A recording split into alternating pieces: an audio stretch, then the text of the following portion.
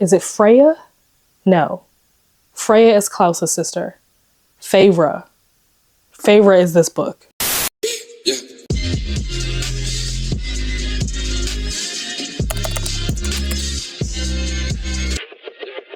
Hello and welcome back and welcome to my channel. If you are new here, today, as you can tell by the title, I'm going to be giving you guys some book recommendations for all of the prompts for the Mystic Readathon. Now, I am not on a particular team, which is why I'm giving you guys recommendations for all of the teams plus the community prompts. Now, let me just clarify, these are not technically all of the prompts. There are also the round prompts, which you won't find out until the end of each round. And then if you guys read through the how to play guide, you already know this, but there is also a way that you can unlock additional faction prompts. So I will not be giving you guys recommendations for the round prompts or the unlockable faction prompts. But as far as the faction prompts that you already have and the community prompts, which you guys have already access to in the Discord, that is what I will be giving you book recommendations for. This was actually a lot tougher than I expected it to be, just because I wanted these to be like actual recommendations. There were other books that I've read that I could have fit in for some of these prompts just because they fit the prompt, but they were books that I didn't particularly enjoy. And so I felt bad like recommending someone to read them. So these are books that I read that I enjoyed for one reason or another. They're not necessarily like my highest rated books. Some of them are actually quite highly rated for me, but I didn't want to give you guys any recommendations of books that I like truly did not like. Some of these books, I will say, double hint, some of these books can also double for other prompts. So when I give you the prompt that a particular book is for, just know that that book could possibly be used for a different prompt as well. So don't limit yourself. Don't think that, oh, just because I'm giving recommendations to the vampire team, that these are only books that the vampires can use, or if I'm only giving books, recommendations to the werewolf team, only werewolves can use it. It's possible, especially as you get more into the round prompts and those unlockable double hint, those unlockable faction prompts, that some of these books that maybe aren't for your team could be for your team. Now, some of these books are like very on par for like the theme of the readathon.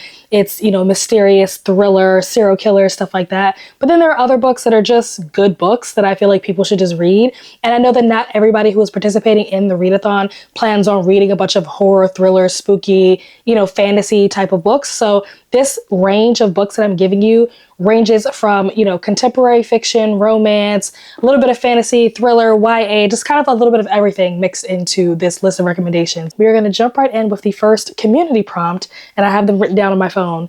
The first community prompt is BIPOC author. And so for that, I am going to recommend Out There Screaming. This is a horror anthology that is written by a bunch of different authors of color. It was very unique, very interesting. And I definitely recommend that if you like horror stories, if you like especially horror short stories, this is definitely a fun one to check out. The next one is a book that is set in Georgia.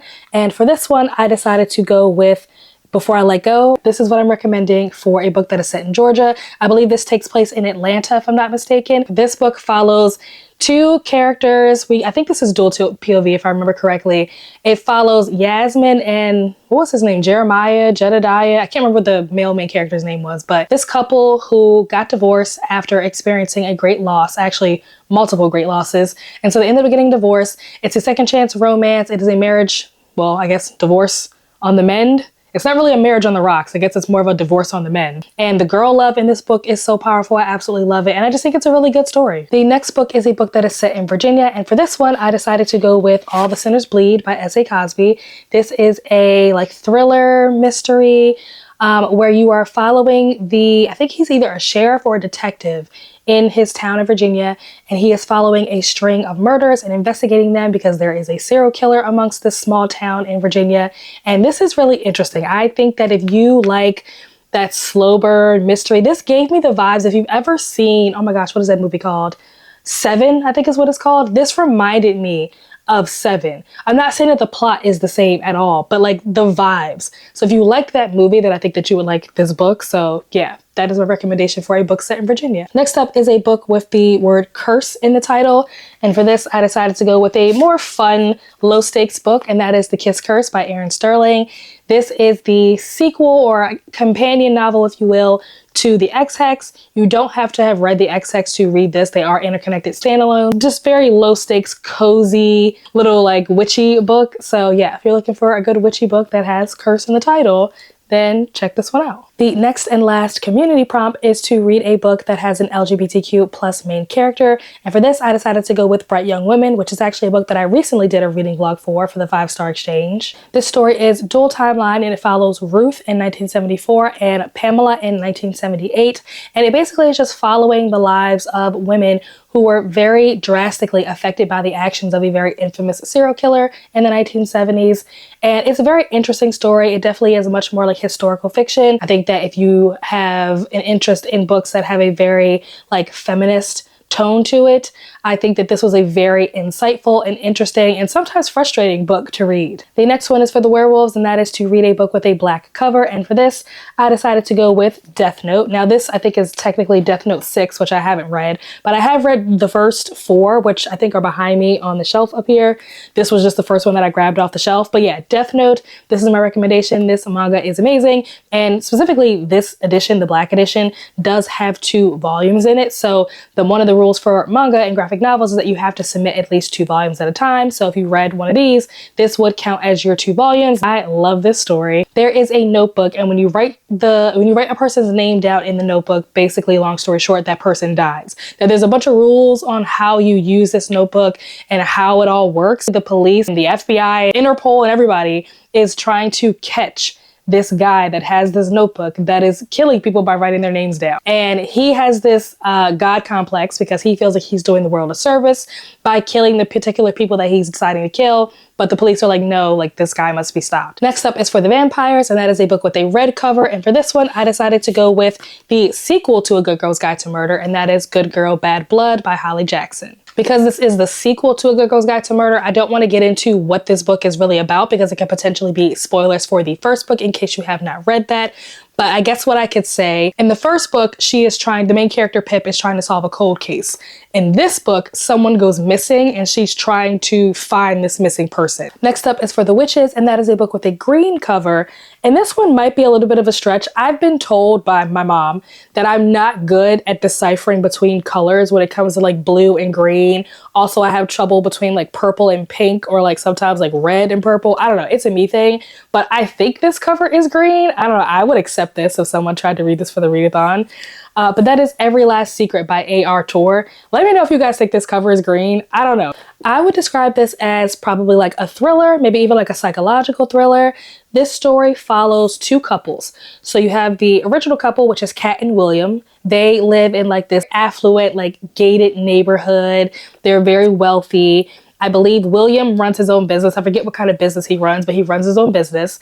And there is a new couple that moves in next door, which is Nina, and I forget what Nina's husband's name is, but Nina actually works for William. She is his like personal assistant or executive assistant or something like that. She works really closely with William.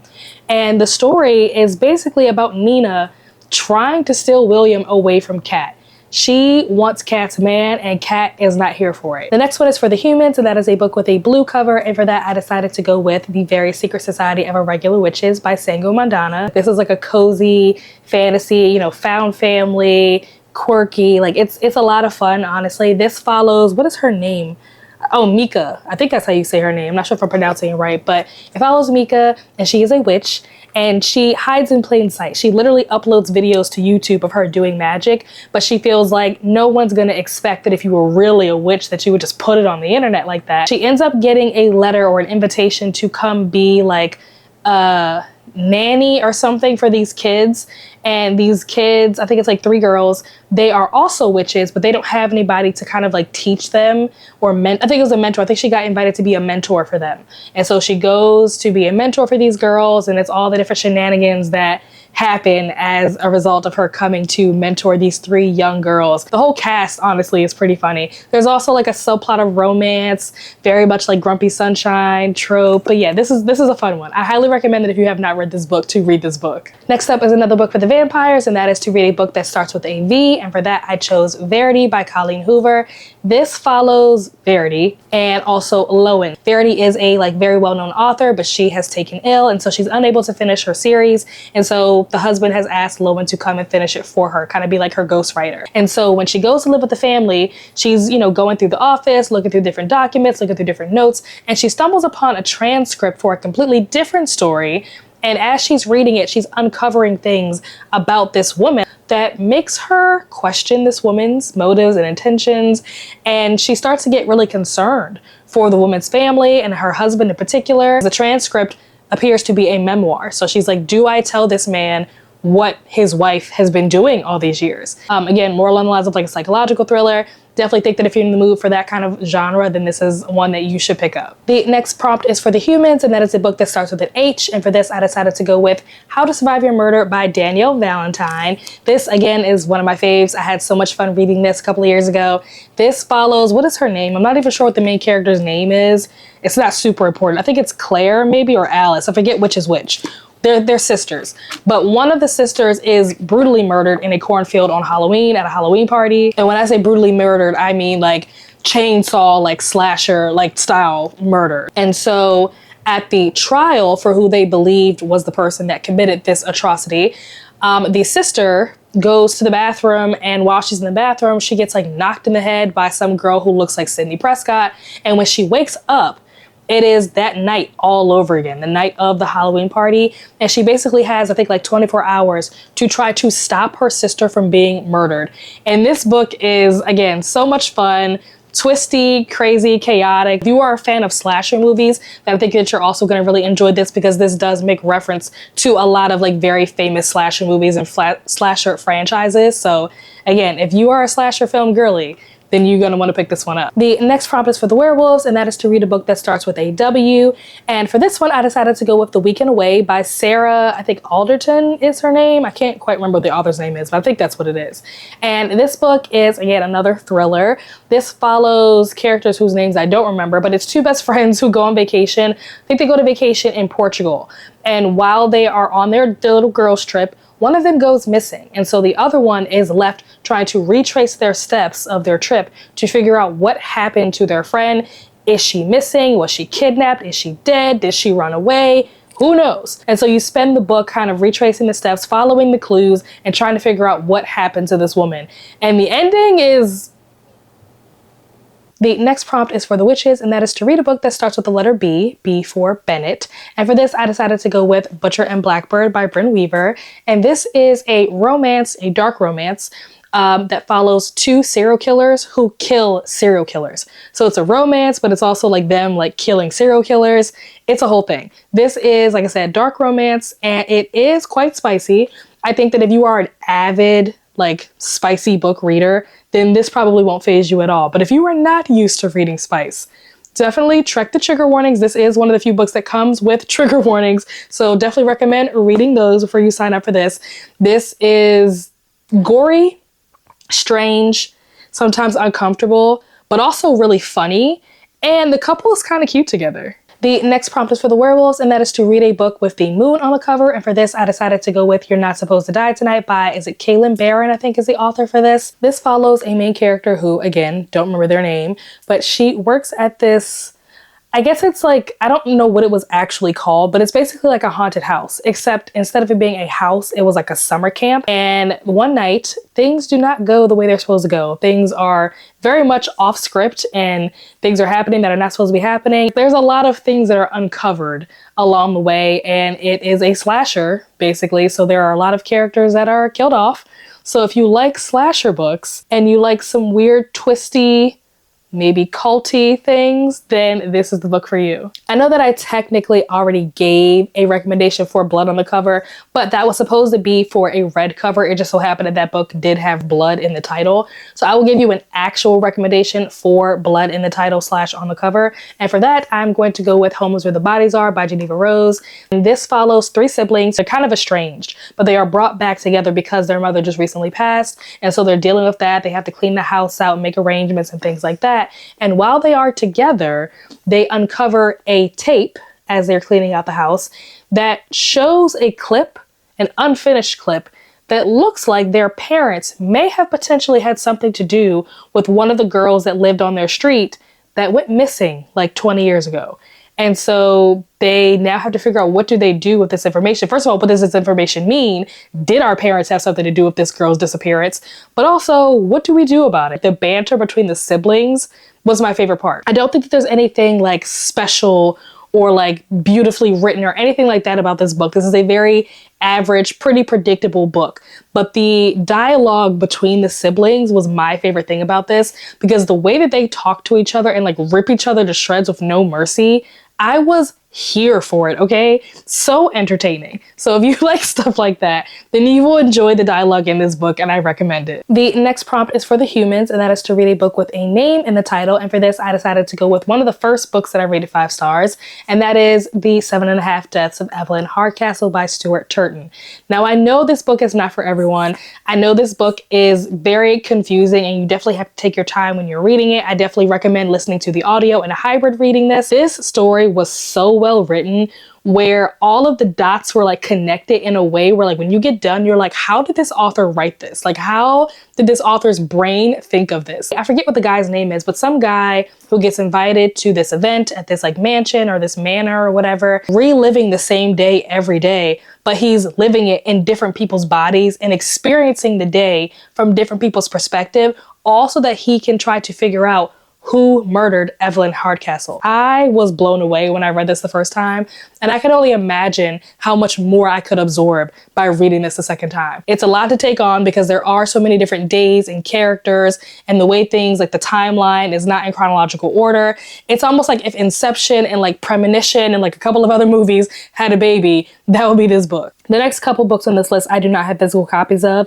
but the next one is for the witches, and that is to read a book with fire or candles on the cover. And for this, I'm going to go with my creator favorite, and that is Blood Debts by Terry J. Benton Walker. This follows 2 twins, Christina and Clement, and their mother is sick. And then it turns out, you find this out very early in the book, that their mother is not actually sick. She's been cursed. And so they spend the book trying to figure out who cursed their mother. This family also was the family that was entitled to the throne, and their mother was supposed to be queen, but their grandmother was accused of murdering someone, and as a result, they lost their right to the throne. And they also start learning more about that whole situation, and it is such an adventure, this book. Paco, who is one of the faction leaders for the witch faction, was the one that told me, you should read this book because this feels like CW vibes. And I was like, say less.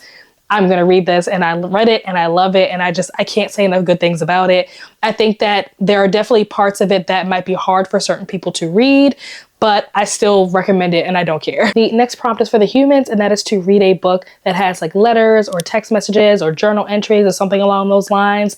And for this, I decided to go with And Then There Were None by Agatha Christie. I decided to go with this book because this book does have letters in the beginning and the end, because the beginning, the different people that are coming to the island, they're getting their invitations. And so you get to see the invitations that they were sent. And then at the end, there is a letter. I don't know if it's technically the epilogue, but it reads like an epilogue. And it is a letter that basically explains so much. This book follows 10 strangers who are invited to like a dinner at this rich guy's house who lives on like this remote island kind of in the middle of nowhere. And once they get there, they slowly but surely over the course of like a day or two start getting picked off one by one. And it's a whodunit mystery, trying to figure, kind of like Clue, trying to figure out who is offing these people. The next prompt is for the vampires, and that is to read a book with vampires in it. And for this, I decided to go with Waiting for Darkness by Tony Reyes. It follows this guy who is basically turned into a vampire against his will. And it has a lot of negative impacts on his life. And you basically are following him trying to get revenge on the people who did this to him. I won't really say too much more about it because I don't want to spoil anything. This is definitely more of like an urban fantasy kind of book. But yeah, definitely recommend checking this out. The next prompt is for the witches, and that is to read a book with witches. And for this, I decided to go with The Secret Circle by L.J. Smith. This book follows Cassie, who moves with her grandmother. And once she moves with her grandmother, she basically starts uncovering all these secrets about her life and her family history. One of those things being the fact that she's a witch and she didn't know that. There's a whole like group of witches that are, you know, they're all like high school students, and they're kind of like learning about their power and learning all these secrets, and they find themselves in some pretty dangerous situations along the way. And last but not least, the last prompt is for the werewolves, and that is to read a book with shapeshifters in it. And for this book, I decided to go with something that is probably a little bit unexpected. I don't know, maybe you saw this coming, but I decided to go with Akatar by Sarah J. Maas. This is A Court of Thorns and Roses, and this follows Feyre. This follows Feyre, and she is a human. One night she's out and she kills a wolf, and then it turns out that that wolf was actually a fairy. And so the way for her to pay that debt for having killed a fairy is for her to go live with the Spring Court's leader, Tamlin. But there is a curse on the Spring Court, and ultimately Feyre, did I say that right? Feyre has to become the hero of the story and try to save these fairies' lives. There is a bit of a romance that develops. This is definitely like a romantasy book for sure. It is also, I believe, a Beauty and the Beast reimagining or retelling or something like that. If you have not read the ACOTAR series, this is your chance to start it. Let me know down below some of the books that you guys plan on reading for these prompts. I'd love to hear what's on your guys' TBR. If you made it this far into the video, let me know what is one book that you definitely know you will be reading in September. I will let you guys go to start creating your TBRs if you haven't already, and I will see you guys in the next video. Bye.